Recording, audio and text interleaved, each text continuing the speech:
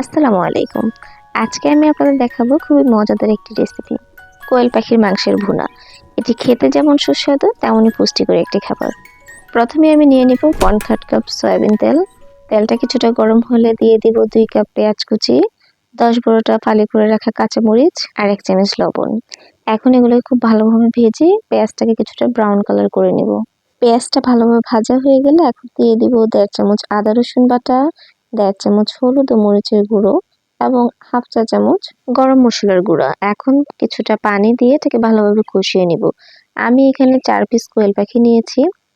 কোয়েল পাখির চামড়াগুলো ফেলে দিয়ে আমি এখানে খুব ভালোভাবে ধুয়ে নিয়েছি।